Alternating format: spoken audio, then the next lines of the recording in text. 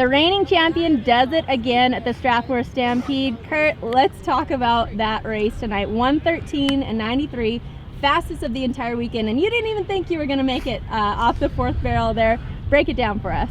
Well, I didn't get the start I kind of wanted. We out-barreled them guys, but the leaders were kind of on the eveners, so we didn't really bust out of there like I was hoping, but it kind of worked out because Kirk and Vern were on the outside of Logan, and we just pulled and went behind and got a hole going around the third and fourth where they kind of weren't paying attention like last night, I think, and then come running down the lane and got lucky enough to win it.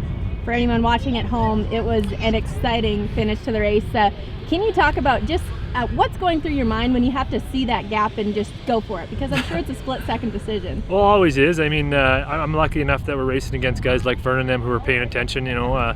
So when them holes are there, you know that they're not going to close off as you're going. So it's always nice to be able to, you know, trust the guys you're with, so just to stay in their lanes and do their jobs. So, I mean, it's just how it works out. So.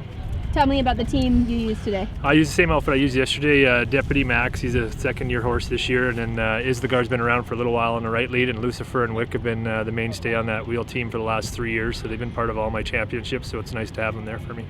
Now, I know that the World Finals is still 2 more venues away, but it's on everyone's mind. What's your confidence level now having the win here? I don't know, it's about the same. I mean, I still got a long ways to catch Vern for the World Championship, and that's what I'm focusing on the most. I'm pretty safe to be in that top 12 anyway, so I haven't been worrying about that, but number 1 in the world is what I've been trying to shoot for. And like I said earlier, one bad day in Ponoka put Vern a long ways ahead, and it's a long shot for me to catch him, but that's all we're focusing on right now, is trying to get up, and then when we get to Century, that'll be a whole new focus and a whole new game level.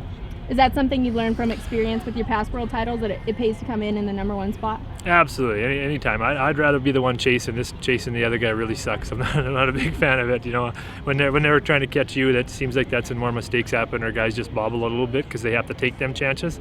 So right now, that's what I'm doing, is I'm making a little tighter turns than I normally would. You know, and I got lots of runs, so hopefully it pans out in the end. You're one of the most decorated competitors going today. Your resume is a mile long. But what does winning this mean to you in the grand scale of things? Oh, it's a big deal. Any of these shows, especially, I mean, I've only got a couple shows that I haven't won on the tour, and that was Medicine Hat, and I crossed that one off this year, and now Rocky and Century would be the only 2 left that I haven't won. So, I mean, I always like winning them ones that you never had, just to put another buckle in the case, but going back-to-back is a big deal. That means, you know, you're doing things right from year to year, so it's always special when you can win them back-to-back.